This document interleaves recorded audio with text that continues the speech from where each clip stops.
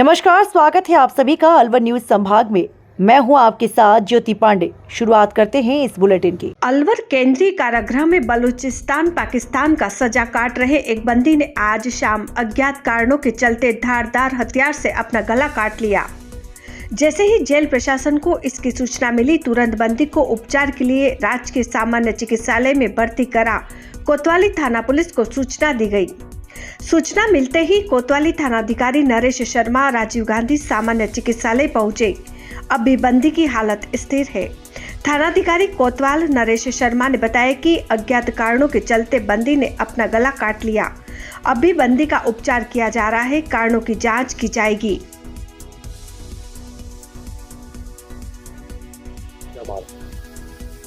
अलवर जो detention centre है उसमें एक बलूचिस्तान पाकिस्तान का एक नागरिक डिटेन हो रखा था, हामिद खान। सूचना मिली थी अपना गला काट लिया जो कारण, तो अभी उसको हॉस्पिटल लेके आए। ऑपरेशन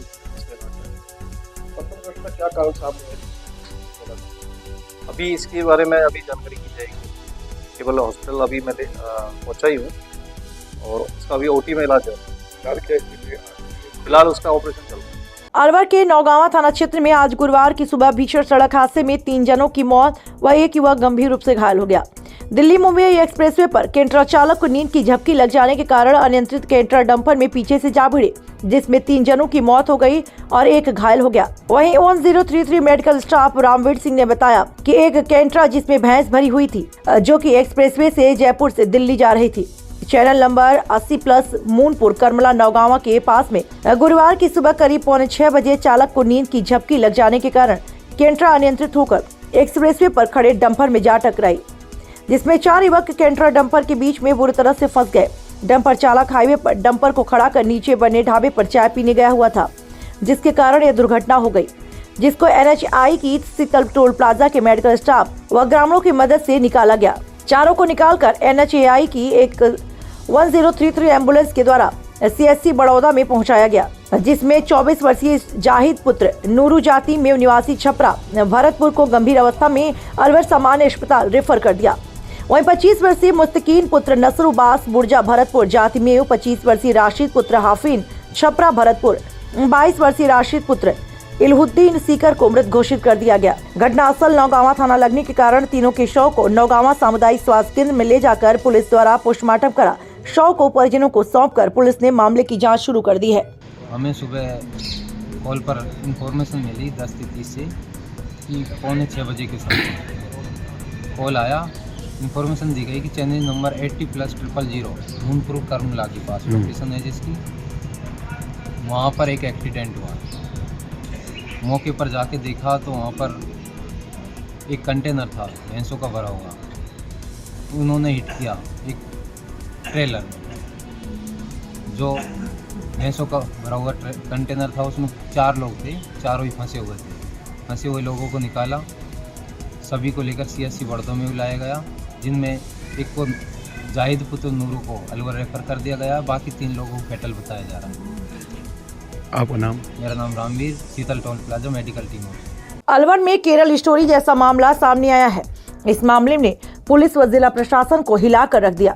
शहर कोतवाली क्षेत्र में रहने वाली हिंदू लड़कियों ने पुलिस को शिकायत दी कि उनके साथ रहने वाली मुस्लिम लड़कियों ने मुस्लिम युवकों से दोस्ती करने व धर्म परिवर्तन करके निकाह करने का दबाव बनाया। बात नहीं मानने पर मुस्लिम युवती धमकी देने लगी और मुस्लिम युवा हिंदू लड़कियों का पीछा करने लगे। उनको फोन करते व दोस्ती करने का दबाव बना रहे थे।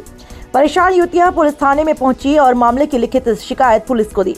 मामले में धर्म परिवर्तन करने, शादी के लिए जबरन दबाव बनाने, छेड़छाड़ करने सहित विभिन्न धाराओं में FIR दर्ज करते हुए 3 जनों को गिरफ्तार किया है। पुलिस अधीक्षक आनंद शर्मा ने बताया इसमें काजल, सकीना, वारिस शामिल है। पुलिस तीनों से पूछताछ कर रही है। इनसे पूछताछ में कई खुलासे हो सकते हैं। देखिए, जो है 27 तारीख को 2 लड़कियां जो हैं थाना कोतवाली पे आई। उनका कहना है कि वो कॉलेज में पढ़ती हैं अलवर शहर में रूम लेके, और उनकी 2 रूममेट्स हैं जिनके नाम हैं काजल उर्फ बबीता जाटव और एक है सकीना मेव। ये दोनों लड़कियां इन पर प्रेशर बनाती हैं कि ये एक वसीम सन ऑफ रशीद मेव है कि तुम इससे फ्रेंडशिप करो और इसके साथ आओ जाओ और इससे शादी करो और अपना धर्म परिवर्तन करो। और वो उनका ये कहना था कि ये जब कॉलेज से आती जाती हैं तो ये जो लड़का है वसीम, ये इनका पीछा करता है।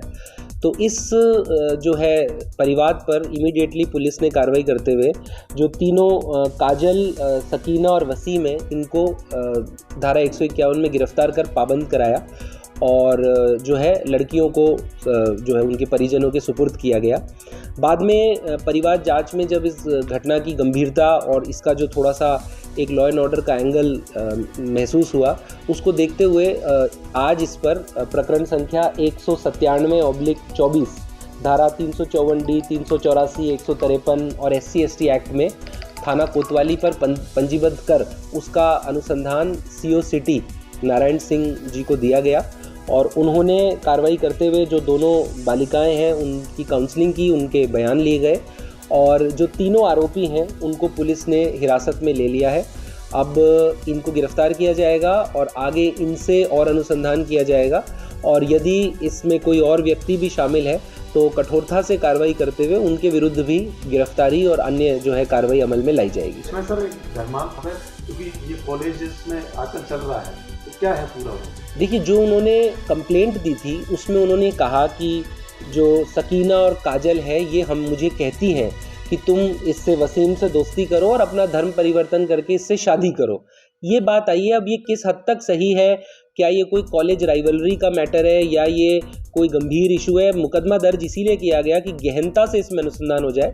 इसमें हम इनके जो सोशल मीडिया ट्रेल्स हैं, इनकी सर्कल है, इनके जो और दोस्त हैं, उस संबंध में गहनता से अनुसंधान करेंगे कि क्या एक रैंडम कॉलेज के लड़के लड़कियों का इंसिडेंट है, क्योंकि सभी की उम्र करीब 25 वर्ष के आसपास है, बहुत छोटे नहीं है, या फिर वाकई में इसमें कोई इस तरह का गिरोह या कोई गैंग है इन्वॉल्व है। तो हम गहनता से इसकी तह तक अनुसंधान करेंगे और जो है इसमें नतीजे पर पहुंचेंगे।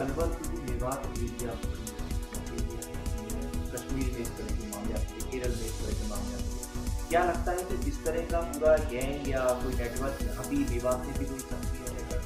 देखिए, ये पहली ही रिपोर्ट इस तरह की आई है और अभी तो केवल रिपोर्ट का स्तर है। एक बार मुकदमे में जब अनुसंधान होगा गहनता से, तभी इस बारे में जो है सारी बात सामने आएगी। अलवर पुलिस की साइबर ठगों पर पैनी नजर है, जिसके चलते आए दिन पुलिस साइबर ठगों पर कार्यवाही करती आ रही है। अलवर पुलिस ने ठगी करने के मामले में 10,000 से ज्यादा फर्जी सिम बंद कर दी है। जिला पुलिस अधीक्षक आनंद शर्मा ने बताया कि हमने इस पूरे मामले में जब जांच पड़ताल की तब हमको पता लगा कि यहाँ पर जो साइबर ठग लोग हैं वह ड्राइविंग करके पूरे देश में ट्रेवल करते हैं। पुलिस अधीक्षक ने कहा कि राजस्थान में जो सिम कार्ड चल रहे हैं उनसे कभी भी साइबर फ्रॉड नहीं होता। यह फ्रॉड जब होता है जब दूसरे राज्य से सिम लेकर आते हैं, जैसे झारखंड, पश्चिम बंगाल और बाहर जो राज्य है वह लोग यहाँ पर आकर ठगी कर रहे हैं। और इसी के साथ ही अलवर पुलिस ने 2023 में 80,000 सिम को ब्लॉक करवाया है। साथ ही इसी साल जनवरी फरवरी में 10,183 सिम MIA नंबर को ब्लॉक करवाया है। साथ ही पुलिस अधीक्षक आनंद शर्मा ने इस मामले में आमजन से भी अपील की है। जब हमने एनालिसिस किया जो यहाँ साइबर क्राइम वाला है, तो उसमें एक बात आई कि यहाँ पे बहुत से लोग जो है ड्राइविंग करने के प्रोफेशन में है, तो वो पूरे देश में ट्रैवल करते हैं, तो उनके लिए अलग अलग राज्यों से बल्क मात्रा में सिम कार्ड जुटा पाना आसान है। और कभी भी राजस्थान में जो चलने वाले सिम है उनसे साइबर फ्रॉड नहीं होता। ये जो दूसरे स्टेट से सिम यहाँ पर बल्क में आते हैं उनके जरिए साइबर फ्रॉड लाया जाता है। तो एक हमने प्रिवेंटिव तरीका ये अपनाया कि हम जो हमारा संदिग्ध एरिया है उसके मोबाइल टावर्स को लगातार फिल्टर करते हैं और ऐसे नंबर्स जनरेट करते हैं जो जिनकी ओरिजिन दूसरे स्टेट में जैसे झारखंड, पश्चिम बंगाल, असम या तमिलनाडु है, और वो सिम लगातार यहाँ पे काफ़ी कॉलिंग कर रहे हैं, वो नॉर्मल नहीं हो सकता।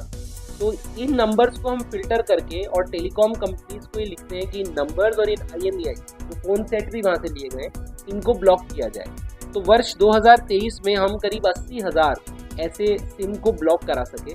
तो एक सिम को ब्लॉक कराने में भी काफ़ी इम्पैक्ट आता है, क्योंकि इतनी आसानी से सिम फिर से अरेंज करना एक पूरी प्रक्रिया है। और अभी इस साल के 2 महीनों जनवरी और फरवरी में हमने ऐसे फिल्टर करके कुल 10,183 सिम और IMEI को ब्लॉक कराया। तो ये एक इफेक्टिव तरीका है। इसके बाद कहीं ना कहीं थोड़ा सा जो साइबर क्राइम की यहाँ से शिकायतें आ रही थी और जो बाहर से टीम आ रही थी उसमें डेफिनेटली थोड़ी सी कमी आई है। वो हमने शुरू किया जो अपना ऑपरेशन साइबर वज्र पहाड़ के तहत उन गाँवों को चिन्हित किया गया है। उन गाँवों में अर्ली मॉर्निंग दबिश दी जाकर के लोगों को अरेस्ट करना शुरू किया है और ये देखते हैं कि वो कहीं भी वांटेड है पूरे देश में तो उसको वहाँ पर सुपुर्द किया जाए। और दूसरी बात, इसको हम आगे ले जा करके ये देख रहे हैं कि केवल साइबर फ्रॉड करने वाला ही, उसकी चेन में जो उसकी कोर्ट जमानत करवा रहा है, जो उसको सहयोग कर रहा है लीगल प्रोसेस में, हम उसको भी इस गैंग का पार्ट मानते हुए बुक। देखिए, जो प्रकरण आए वो ये होता है, आमतौर पे लोगों को फ़ोन करते हैं और ये कहते हैं कि आपने पेटीएम वॉलेट में ज़्यादा पैसे कट गए और हम आपको रिफ़ंड करना चाहते हैं, आप ज़रा अपना OTP बताओ, पैसे रिफ़ंड हो जाएंगे। लोग OTP बता देते हैं। आपकी LIC की किस्त ओवरड्यू हो गई है, उसको करके होता है। एक नया तरीका ये सामने आया पिछले एक केस की, लोगों को फ़ोन आया कि आपके बेटे से एक्सीडेंट हो गया है और ये इस थाने में है, अब हम सामने वाला इतने पैसे मांग रहा है, वो दे के छुड़वा देते हैं। तो मतलब मल्टीपल तरीके से लोगों को कॉन करने की कोशिश करते हैं। पर मेरा यही मानना है कि लोग अगर किसी भी घटना को सुन करके पैनिक ना हो और एक बार अगर 2 मिनट सोच करके दोबारा बात कर ले, तो मेरा मानना है कि साइबर फ्रॉड से बचा जा सकता है। क्योंकि अभी तक ऐसा कोई केस नहीं आया कि किसी व्यक्ति ने कोई सूचना रिवील नहीं की और उसके पैसे कटते हैं। कहीं ना कहीं हम किसी लिंक को क्लिक करते हैं, हम कोई OTP उन्हें बताते हैं, हम अपनी ईमेल ID या पर्सनल इन्फॉर्मेशन उनसे शेयर करते हैं, उसके बाद ये साइबर फ्रॉड होता है। नहीं, ये कर सकते हैं जब हम डोर टू डोर सर्वे करा रहे हैं, जो अभी DG साहब ने नया बीट परफॉर्मा बनाया है। उस बीट परफॉर्मे में हर घर में ये पूछा जाएगा कि वो जो व्यक्ति है उसका ऑक्यूपेशन क्या है, वो काम क्या करता है। तो मुझे लगता है इस वाली एक्सरसाइज से ये इस प्रॉब्लम को एड्रेस कर पाएंगे। अलवर में वैशाली नगर थाना पुलिस ने बजरी परिवहन मामले में कार्यवाही करते हुए 7 बजरी से भरी हुए कंटेनर पकड़े हैं। प्रशिक्षु IPS रोशन मीणा ने सभी बजरी से भरे हुए कंटेनर थाने पर खड़े कराकर इस मामले की सूचना खनन विभाग को दी। उसके बाद मौके पर खनन विभाग की टीम पहुंची और बजरी से भरी हुए कंटेनरों के रवने की जांच की गई, लेकिन रवने का समय समाप्त हो चुका था।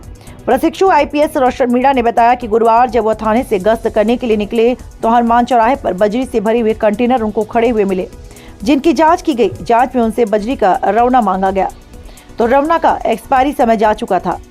उसके बाद भी सभी कंटेनरों को थाने पर लाकर खड़ा किया गया और इस मामले की सूचना खनन विभाग को दी गई। वहीं खनन विभाग की टीम मौके पर पहुंची और इन कंटेनरों का चालान किया गया। सर, आज जो ये बजरी के ट्रकों पर तो कार्रवाई की गई है, किस तरह की सूचना थी पुलिस को, क्या अभी तक कार्रवाई लगी है, कितने ये सर? दरअसल आज सुबह जो हमारी टीम थी गश्त में हम गए थे, तो 7:30 बजे के करीब सुबह हनुमान सर्किल पे हमें 7 ट्रक मिले। तो जब हमने उनका रवाना चेक किया तो उनका जो रवाने का जो एक्सपायरिंग टाइम था वो जा चुका था।